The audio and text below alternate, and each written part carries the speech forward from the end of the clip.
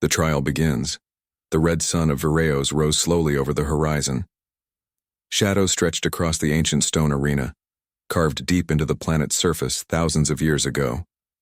The ground was dry and cracked, marked by old blood and old victories. Today it would see more. Thousands had gathered in the stone seats. Warriors, nobles, traders, and even off-world visitors. All came to see the trial of succession. The ancient law of the planet said only the strongest may rule. It was not decided by votes or bloodlines. It was decided by combat. 20 fighters entered the arena, each one armed with modern weapons. Energy. Blades, plasma guns, armored suits, and shields powered by tech. They stood tall, proud, dangerous. Then one more man walked in. He had no armor, no helmet, no glowing shield, only a simple wooden spear in his hand. The crowd laughed. Some pointed and shook their heads. Others thought it was a joke. One warrior, with a shining rifle, shouted, "Who gave the farmer directions to the trial?" The man with the spear said nothing. His clothes were plain. His eyes were calm. He walked to the center of the arena and stopped. He touched the ground with his hand, closed his eyes for a moment, then stood up.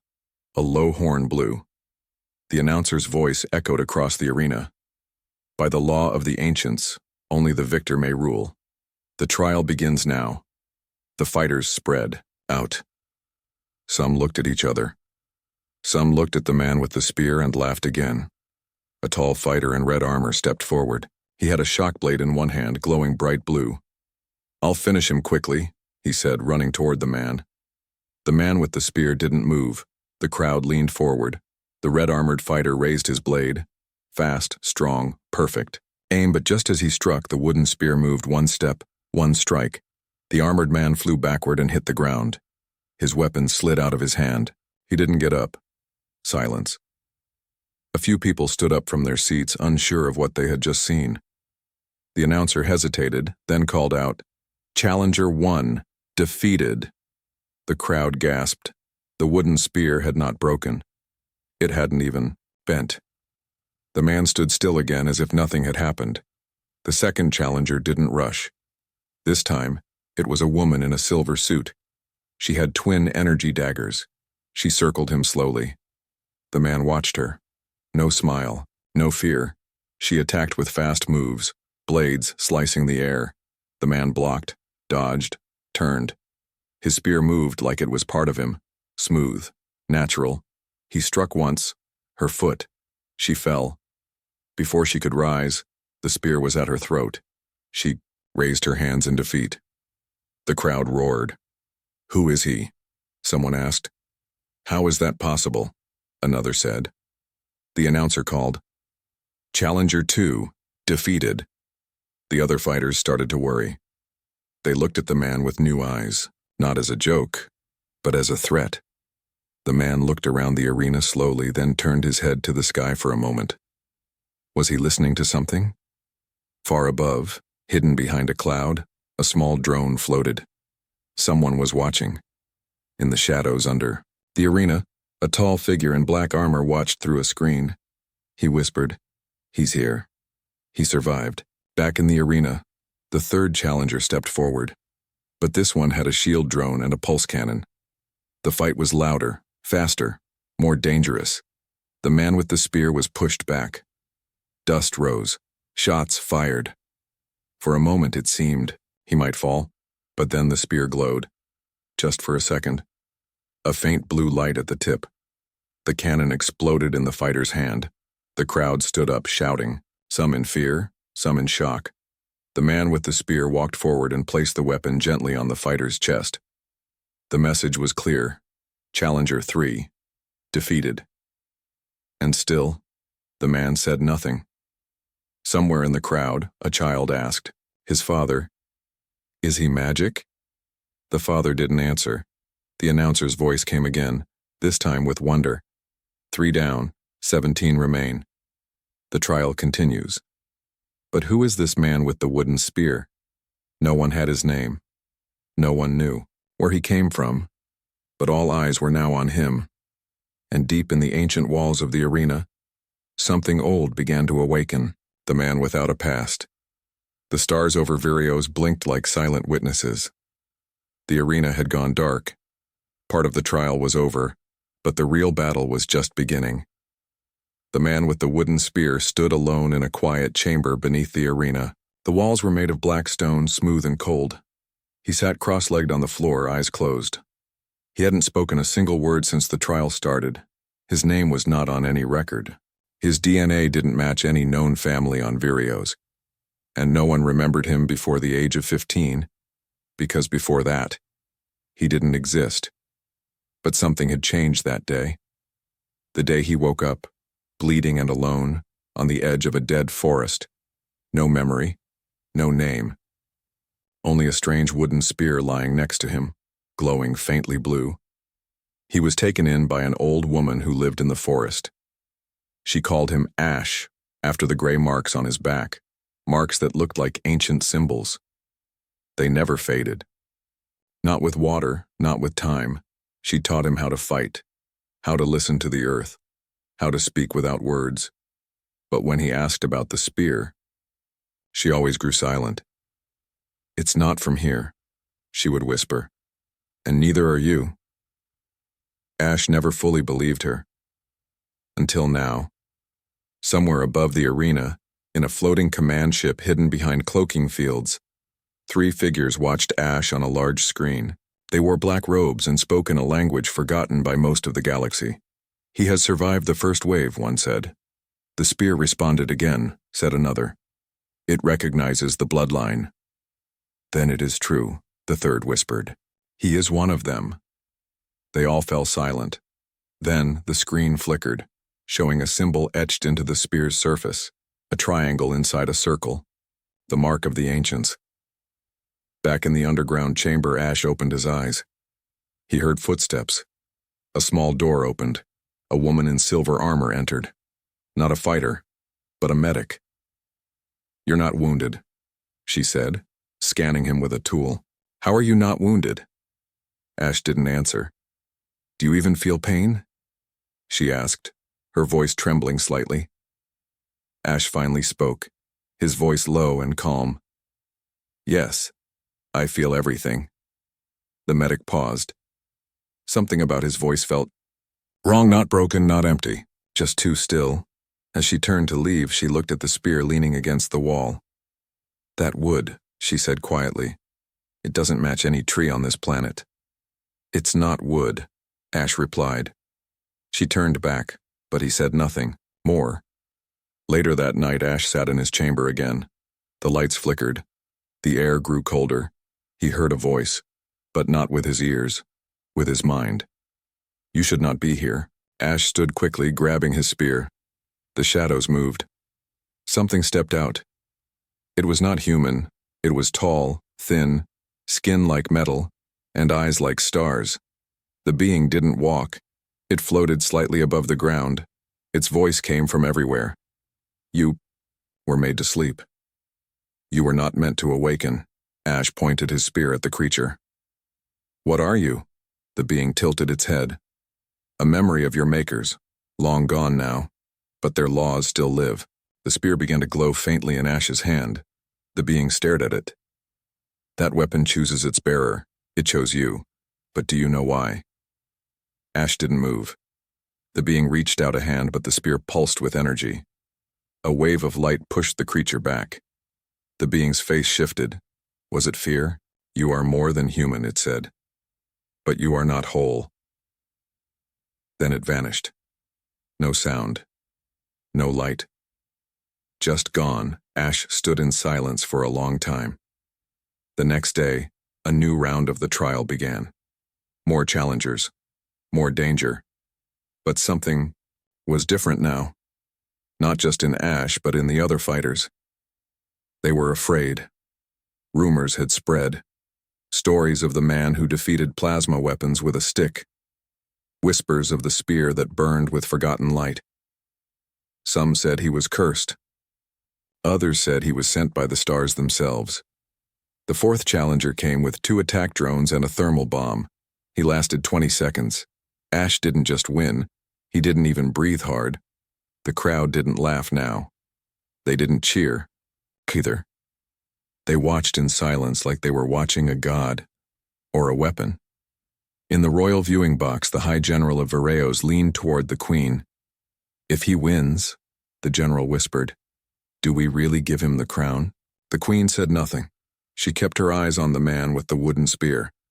Later that evening, a small child approached Ash outside the arena. She looked up at him with wide, curious eyes. "Are you a king already?" she asked. Ash knelt down, looked into her eyes, and said gently, "No, not yet." "You will be," she said with a smile, "because you don't look angry like the others. You look sad."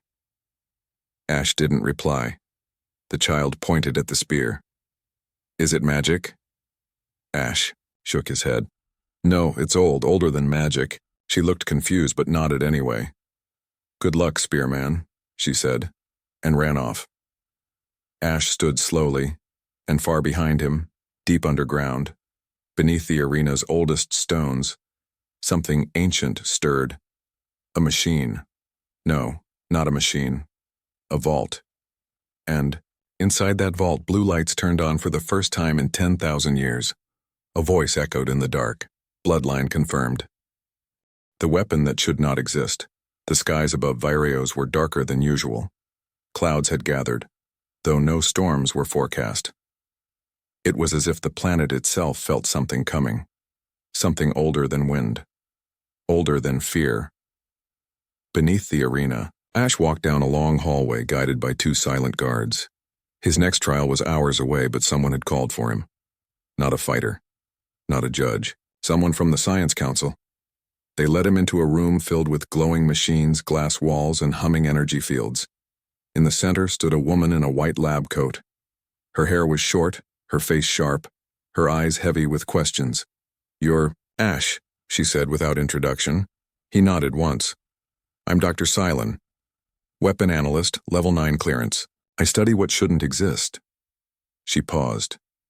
"Your spear shouldn't exist." Ash didn't speak. Dr. Silent held out a hand. "May I?" Ash placed the spear gently in her hands. Immediately, every scanner in the room began to blink red. Alarms flared silently, screens flashing data faster than any normal mind could read. "This isn't wood," she said, staring at the surface under a magnifier. "It looks like it, yes, but it's alive." "Alive?" Ash asked, finally speaking. "Yes," she whispered. "And it's resisting me, like it knows I'm not the one meant to touch it." She turned to one of her assistants. "What's the internal reading?" The assistant stared at the data. "It's impossible. It's older than the star charts. Older than any system we've recorded. It's not from this galaxy." The room went silent. Dr. Silent looked up at Ash slowly. "Where did you find it?" "I didn't," Ash said. "It found me." Far above them, deep in space, a black ship drifted quietly just beyond sensor range. It had no name, no lights, and it broadcast no signal. Inside, a single being watched a screen. Tall, silver-skinned, with thin eyes and long fingers. It watched. The trial recordings on loop, the spear, the glow, the movement. "The key is returned," it said. Another being stepped into the room. "He doesn't know what he carries." "No," the first one replied, "but he will, and when he does, the vault will open." They both turned to look out the window. Beyond the stars, something stirred in the void. Back in the science lab, Dr. Silent stared into Ash's eyes. "This is not just a weapon," she said softly. "It's a signal or a gate. I don't know. But it's waiting for something." "What?" Ash asked. She looked afraid now. "You." Ash took the spear back. The glow dimmed, as if it relaxed in his hands. "There's one more thing," she added, walking to another screen. "When we scanned you, we found something strange inside your body." She pointed at the screen. "You have technology inside you, tiny, ancient, like implants, but not made by any species we know. They're inside your bones, inside your brain. Ash didn't look surprised. He looked tired. "I've always felt watched," he said, "like something is listening." "It is," she whispered, "and now it knows you're awake." That night, Ash returned to his chamber. The other fighters avoided him now, not out of respect, but fear. He lay down, spear beside him, and closed his eyes. And the dreams came again. A great city floating in the sky. Tall towers of light, people wearing armor made of stars, and at the center of it all, a giant vault, sealed by a wooden key. His spear, and a voice calling out his name, not Ash but something older. Kyle. He woke with a start. His spear was glowing again. But this time, it was speaking, not in words, not in sounds, but in feelings, pain, hope, but war. Then came an image, burned into his mind, a galaxy dying in fire, a weapon lost in time, a warrior betrayed by his own people, and the final act, hiding the key on a distant planet, a planet called Vireos, and waiting for the bloodline to return. The next day, Ash faced his fifth challenger. The man came with an energy hammer and full power armor, nearly 7 feet tall, a beast of muscle and steel. The crowd watched with breath held. Ash didn't attack first. He waited. The armored warrior charged, hammer sparking, ground shaking. Ash moved at the last second. The hammer struck air. The spear moved once, fast, clean. A flash of light. A blast of wind. The armor broke apart in an instant like it had been cut by a blade of light. The man fell, stunned but alive. The announcer's voice trembled. Challenger 5, defeated, but no one cheered. The crowd was beginning to realize something. This wasn't just a man, and that wasn't just a spear. In a secret room below the Queen's palace, the High Council argued. "He's too dangerous," shouted one. "He hasn't broken any laws," another replied. "He's following the trial rules." "You think this is about rules?" the first one growled. "This is about survival. If he opens the vault..." The Queen raised her hand. All fell silent. "Watch him," she said, "but do not act. Not yet." Outside, a storm began to gather. Not natural, not weather. A signal had been sent. Something was coming. Later that evening, Ash sat by a small fire. Alone. Quiet. The child returned. The same girl from before. "They say you're magic," she said, sitting beside him. Ash smiled softly. "Do you think I am?" The girl shrugged. "You don't scare me." "Why not?" "Because magic hurts bad people. And you're not bad." Ash looked into the fire. "Maybe I was," he said. "A long time ago." She leaned on his arm. "Well, you're good now." He didn't reply. Above them, the clouds opened just a little. A beam of blue light shot down for only a second, so fast no one noticed, except Ash. The spear hummed, and the voice returned. Soon. Enemies from the sky. The sky cracked open. A deep rumble echoed across the land of Vireos. Not thunder, not weather. Something else. Something unnatural. People looked up and pointed. 3 silver lines streaked across the sky, moving too fast, too straight. A flash of blue light followed, then silence. Ash stood on the training ground, staring at the heavens. The spear in his hand vibrated, light pulsing softly along its carved surface. It was reacting, warning him. "They're here," he whispered.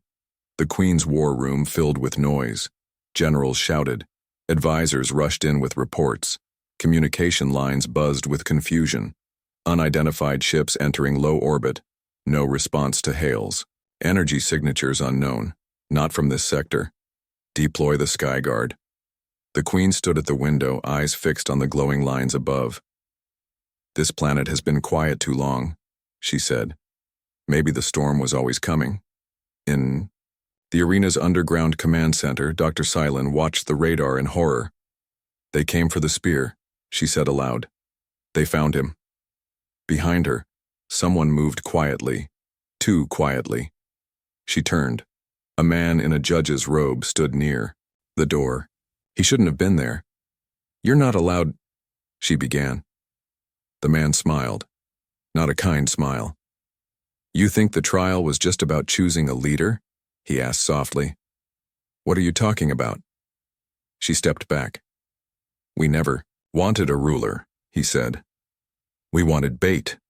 He raised a hand, and the last thing she saw was a flash of red light. Ash walked toward the High Council chambers, led by 2 guards. But halfway there, the lights went out. Alarms began to wail. Red strobes flashed along the corridor walls. "What's happening?" one guard asked. The other turned to speak, then fell to the ground, blood pooling beneath him. Ash turned quickly. Figure stood in the hallway. Tall, armored, a curved blade in one hand. "You're not supposed to be alive," the figure said in a cold, mechanical voice. Ash raised his spear. "Neither are you," he answered. They clashed. Sparks flew. The spear met the blade, and the blade shattered like glass. Ash stepped forward, one swift motion. The attacker hit the wall motionless, but it wasn't over. From the shadows, more figures stepped out. All wore similar armor. Not local. Not human. Ash backed away slowly until the spear pulsed again. A wave of blue energy exploded outward, knocking them all to the ground. He ran across the planet. Other ships landed, quietly without warning. From them emerged beings that looked like shadows wearing armor. Their eyes glowed white. Their bodies were built for speed. They didn't speak. They didn't threaten. They simply moved. And everywhere they landed, they searched. Not for power. Not for treasure. They were looking for him, for the weapon that should not exist. Meanwhile, on the far side of the planet, inside a sealed vault no one had opened in 10,000 years, the lights turned on. Symbols lit up on ancient walls. Floating letters filled the air, spinning around a central crystal, and from within the crystal, a voice spoke. Access code matched. Preparing for reactivation. The vault began to shift. Not open, awaken. Ash found himself deep in the old tunnels beneath the arena, stone corridors that hadn't been used in generations. The air was thick, the silence was deep. And then, he heard it. Voices, but not from this world. Bring the spear. The bloodline must kneel. He is not ready. Break him. Ash held the spear tighter. "No," he said aloud. "I am ready." The voices stopped, and something opened inside his mind. Images. Memories. He saw a war, a great war between light and shadow. Ships falling like rain, planets dying in fire, and a single warrior standing alone, holding the same spear. The warrior had his face. Up above, the queen stood in her private chamber, watching the chaos from her window. Explosions in the distance. Fire in the sky. A general burst in. "They're breaching the outer walls." She turned slowly. "They want him." "We should give him to them," the general said. "He's not worth the planet." She didn't answer, because deep down she knew he was worth far more. Ash emerged from the tunnels in a different part of the city. The streets were empty, too quiet. Buildings burned in the distance. And then he saw them. 10 of the shadow-armored enemies. Standing, in a line, waiting. Ash stepped forward. No fear. One of them removed their helmet. It was human. A man. His skin pale, his eyes pitch black. "You don't know what you're carrying," the man said. "I'm learning fast," Ash replied. "Give us the spear," the man said. "We will spare your planet." "No," Ash said. The man smiled. "Then you'll watch it burn." They rushed him. But Ash didn't move like before. This time, the spear moved first. It created a field of blue light surrounding him. Every strike against it failed, and then he moved like light, a single sweep. All 10 enemies fell, unconscious. The spear glowed so bright, the nearby windows shattered. And Ash heard the voice again. You are awakening. Far away in the black ship above the planet, the silver-skinned being stared at the readings in silence. It's happening, one said. We must stop him. No, the leader replied. We must prepare to kneel. The queen stood at the entrance of the palace as Ash approached. Your enemies have arrived, she said. Ash nodded. And your story is no longer just yours. He looked at her. Then it's time the galaxy hears it. The spear glowed once more, and this time it sent a pulse into the sky. A signal, a message, a warning. I remember who I am. The betrayal. The fires across Vireo still burned. Smoke climbed into the sky like black fingers scratching at the stars. Strange ships hovered in silence above the cities, waiting, not attacking, not leaving, watching. But the real war wasn't in the sky.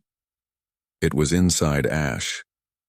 Deep in the stone chambers of the palace, Ash sat alone. His spear rested across his knees, glowing faintly with a pulse like a heartbeat. His mind was full of voices, visions, and a name he barely remembered. Kale. Not a name given, a name earned. The queen entered, her armor scratched, her crown gone. They're retreating, she said. For now. Ash opened his eyes slowly. They aren't finished. They're waiting for something. She nodded. You. He looked at her. Why haven't you tried to stop me? Because I've read the old laws, she said. I know. The throne belongs to the victor, and you keep winning. Ash stood holding the spear. Not all victories are won in battle. Some are stolen? She asked. He said nothing, but he felt it, something in the air shifting, like a memory returning just before it touches the skin. Far away inside the ruined archives of the ancient council, two figures moved among the ash. One was tall, cloaked, silent. The other wore the armor of the trial, but old, cracked, and burned. The second figure picked up a piece of stone with a symbol carved into it, a triangle inside a circle. So it's true, he said. He lives. The tall figure nodded. Then we must finish what was started, the armored man whispered. He stepped into the light, and his face was ashes. Not a copy, a brother. Back in the city, Ash felt a pull in his chest. Not pain, recognition. He walked to the outer wall past broken towers and fallen statues. His eyes scanned the horizon, and there, through the smoke, he saw him.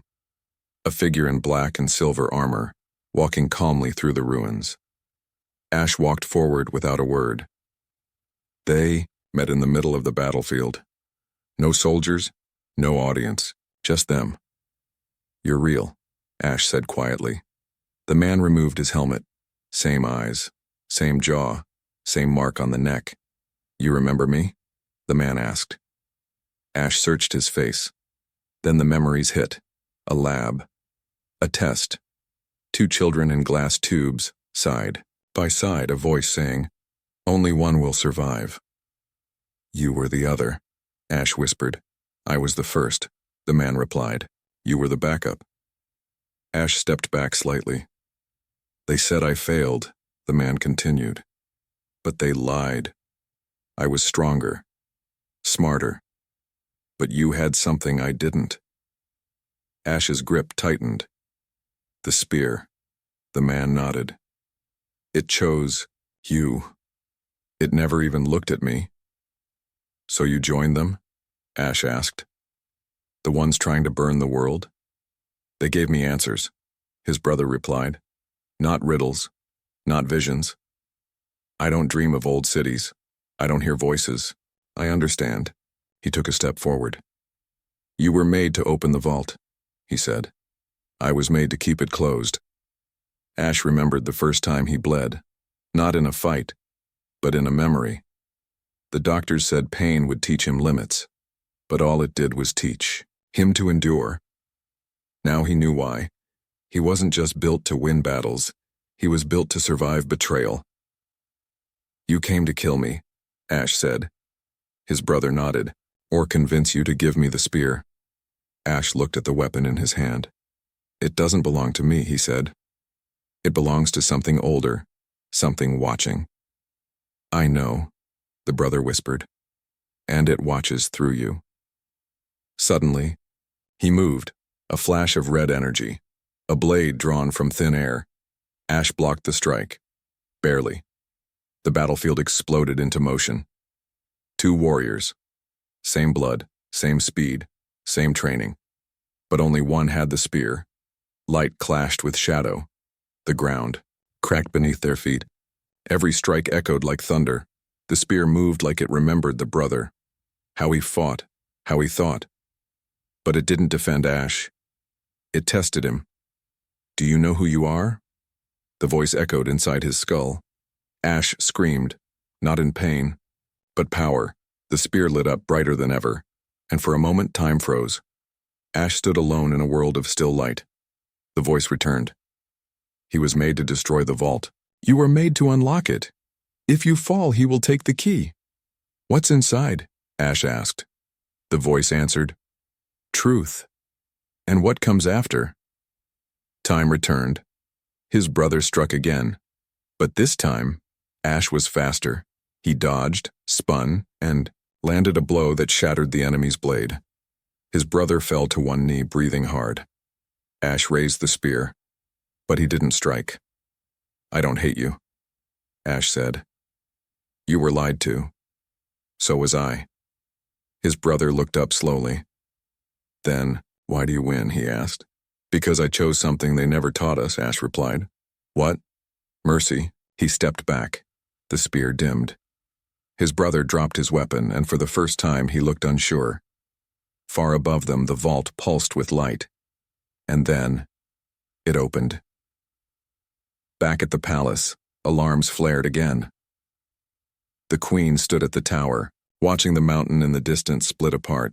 A beam of ancient blue light shot into the sky, and a sound followed.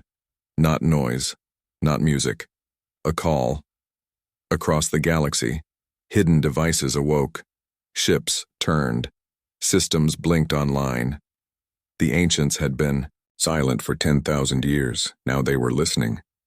Ash walked back through the ruined streets. His brother followed behind. Silent, humbled, unsure. As they approached the queen, she stepped forward. What did you find? She asked. Ash held out the spear. A door, he said. And now, it's open. The rise of the forgotten king, the sky above Virios had changed. Stars, that were once still now shimmered in patterns not seen for ages. Constellations shifted slightly, forming symbols that only the oldest beings could understand. The vault was open, and it had awakened more than just machines. Ash stood at the entrance of the mountain. The ancient vault pulsed with blue light, flowing through cracks in the stone like veins in a living heart. The air felt heavy, electric, and deeply still. Behind him, his brother stood silent. Ahead, a new path waited, one that no one had walked in 10,000 years. Ash stepped forward, and the mountain swallowed him whole. Inside the vault, time didn't move the same. Walls of crystal glowed with knowledge. Symbols floated in the air. Echoes of voices from a forgotten age whispered all around him. He walked through a hallway made of memory. Holograms appeared, flashes of the past, a council of ancient beings speaking of a war that reached across galaxies. The spear must be hidden. The bloodline must be erased. If it is found, let only the worthy awaken it. Ash watched as one of the holograms stepped forward, looking straight at him. Kale, it said. His name. Not Ash. Kale. A name carved into the roots of stars. He moved deeper into the vault until he reached a chamber shaped like a circle. In the center was a platform. On it, an empty throne made of stone and light. Above the throne, suspended in the air, was a giant orb of energy. And inside that orb, a memory. His memory. He stepped onto the platform. The spear in his hand pulsed, and then everything exploded with light. Kale saw it all, not in flashes, but fully, clearly. He had once been a commander in the War of the Ancients, a warrior king chosen. By a living weapon, he fought for peace, but his own kind betrayed him, fearing the power of the spear. They erased his name, his face, his history. They cloned him, split his mind, and scattered the pieces across time. They broke him to protect the galaxy from him. But the galaxy still broke anyway. Now, the pieces were coming back together. He was no longer just ash. He was Kale reborn. Outside, the planet shook. People across Virios fell to their knees as blue light shot from the mountains into the sky. The ships above began to retreat, not in defeat, but in obedience, because they recognized the signal. A king had returned, deep in the Queen's tower. Her advisors screamed at her. "This is madness. We should destroy the vault. When he's not one of us, we can still stop this." But the Queen said nothing. She walked to her balcony and waited. Kale stepped down from the platform. The throne behind him remained empty. He had not sat, not yet. He walked toward the exit. The vault did not close. Instead, it whispered, "Your rule begins when you choose how to lead." He stepped out into the daylight and the world waited. His brother was still there. "You saw it?" Kale said. His brother nodded slowly. "I remember now. All of it." "Then you know this isn't about power," Kyle said. "It's about purpose." "And if others won't follow?" Kyle looked to the horizon. "Then I will lead alone." As they returned to the palace, the people of Virios lined the streets. Not cheering, not protesting. Just watching. Some fell to one knee. Others bowed their heads. The spear glowed gently, not in warning, but in peace. When Kale reached the throne room, the Queen stood waiting. "Will you kill me?" she asked. "No," Kale said. "You ruled when no one else could. You held the sky up while the stars forgot us, and now?" she asked. "Now the stars remember," he said. He walked past her, but did not sit on the throne. Instead, he placed the spear on it. People whispered. He placed the weapon of war on the seat of power, not himself. Kale turned to the crowd. His voice was calm, but it shook the walls. "I do not take this throne, not as ruler, not as God, not as weapon. I take it as servant." He raised his hand. The blue light pulsed once more. "From this day forward, no one shall rule through fear. The age of warriors is over. The age of wisdom begins." In the sky above, ancient ships blinked online, waiting. Kale looked up. "Come," he whispered. "I'm ready." Hours later, in a quiet moment on the mountain, Kale sat with the spear beside him. His brother joined him. "What now?" he asked. Kale looked at the stars. "Now we rebuild." But far away, beyond the edge of the known galaxy, something stirred in the dark. A massive construct floating between dead stars. A forgotten prison. A voice awoke within it. Not human, not machine, something older. "The key has returned. Prepare the gate." The throne of stars. The stars watched in silence.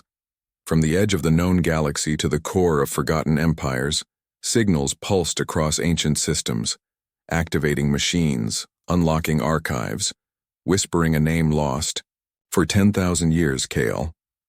On the mountain above Virios, Kale stood still as wind danced through the broken skies. The spear, now bound to his very breath, pulsed calmly beside him. But something was changing, not just in him. In everything. The universe was listening.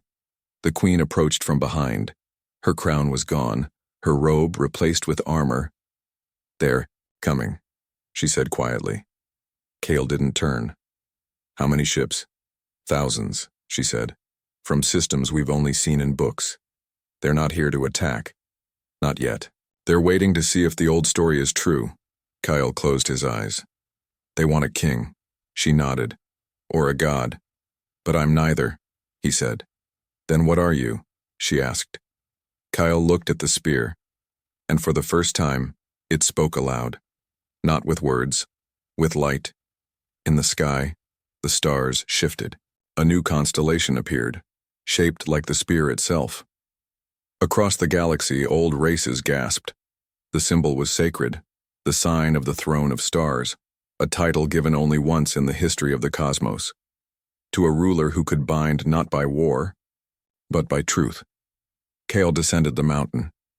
As he walked, holograms appeared in the air, messages from other worlds, one from the crystalline minds of Ixtor 7.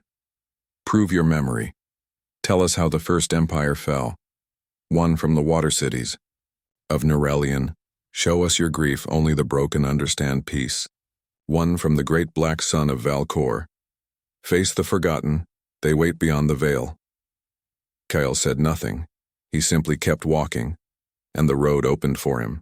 He entered the vault once more, alone. This time, it welcomed him like a living being. The throne inside had changed. It now hovered above a glowing sea of memory. Around it spun images of every war the galaxy had ever known. Millions of voices whispered. Kale stepped forward, but he did not sit. Instead, he raised the spear, and the room responded. The light around him folded, bent, and became a portal. Not to another place, to another plane. The spear had been leading him here since the beginning, not to rule the galaxy, but to face its wound. He stepped through the light, and found nothing. An endless white space. No sound, no weight, just one thing. A mirror. But when he looked into it, he saw every version of himself. Kale the warrior, Ash the wanderer, Kale the child. In the tube, Ash the brother, Kale the king who never sat, Ash the one who refused to kill. They looked back at him and spoke together. Who are you without the spear? Kale dropped it. It hit the white floor and vanished. Silence. Then, a heartbeat, his own, and with it, tears. Not because of pain, because of release. I am the one who remembers, he whispered. Not to conquer, but to heal. A doorway opened, and he stepped through. He returned to the throne room, but this time the galaxy was watching. Ships hovered in orbit. Crowds gathered on the surface. Drones streamed the moment to every corner of the stars. Kale stood before the throne again. This time, he sat. The spear appeared in his hand once more, not as a weapon, as a symbol. And around him, the throne responded, not with fire, not with fear, but with understanding. The throne glowed, and a wave of light passed through the galaxy. War ceased. In systems that had never known peace, rival fleets lowered their weapons. People felt something shift. Not order, not control, not rule. Balance. Kyle stood once more and spoke 3 words. I forgive you. Not to the crowd, not to his enemies, to the galaxy itself, to the ones who feared him, to the ones who betrayed him, to the ones who made him. His brother walked forward and knelt. Kale lifted him up. We rebuild together, he said, and they turned toward the stars. In the darkest corners of the universe, watchers waited. They expected fire. They expected chaos. They received light, and they bowed their heads. In the end, Kale ruled not as king of planets, but as the keeper of memory. The forgotten were remembered, the wounds were healed, and the throne of stars remained empty, except for the one who sat with a spear in his hand and peace in his heart.